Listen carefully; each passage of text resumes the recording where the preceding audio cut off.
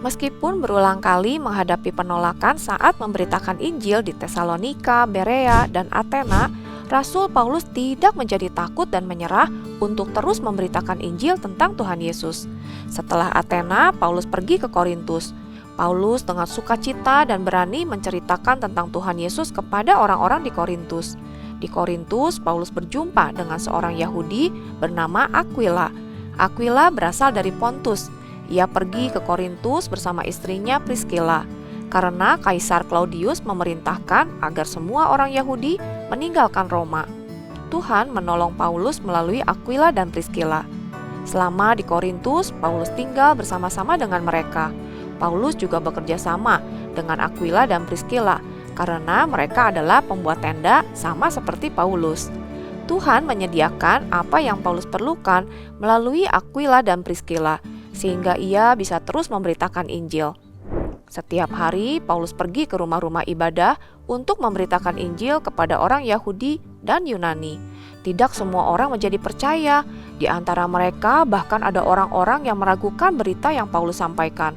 Namun, Paulus tidak berkecil hati. Dengan kasih, Paulus berusaha meyakinkan mereka untuk percaya bahwa Tuhan Yesus sudah mati di atas kayu salib untuk menanggung hukuman atas dosa-dosa yang manusia lakukan.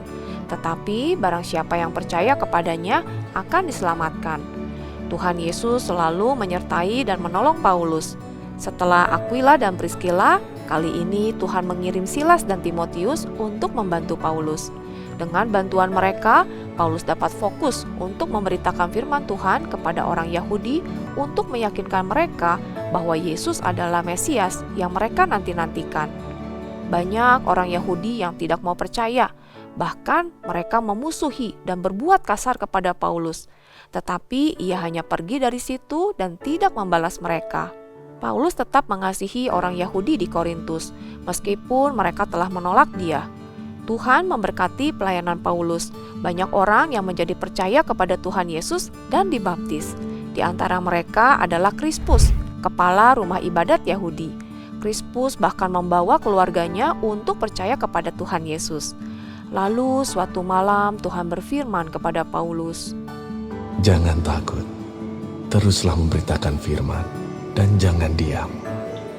Sebab aku menyertai engkau dan tidak ada seorang pun yang akan menjamah dan menganiaya engkau, sebab banyak umatku di kota ini." Tuhan melindungi dan menguatkan Paulus melalui orang-orang yang dia layani di Korintus. Paulus terus memberitakan Injil di Korintus selama 1 tahun 6 bulan. Suatu hari, orang-orang Yahudi berkumpul untuk menangkap Paulus. Mereka ingin menghentikan Paulus untuk memberitakan Injil tentang Tuhan Yesus. Mereka membawa Paulus ke pengadilan dan meminta Galio, gubernur daerah itu, untuk mengadili Paulus. Sebelum Paulus sempat membela diri, Tuhan sekali lagi menolong Paulus melalui Galio. Galio menilai tuduhan orang Yahudi kepada Paulus tidak seharusnya diadili di pengadilan Roma. Galio mengusir orang-orang Yahudi dari ruang pengadilan dan Paulus dibebaskan.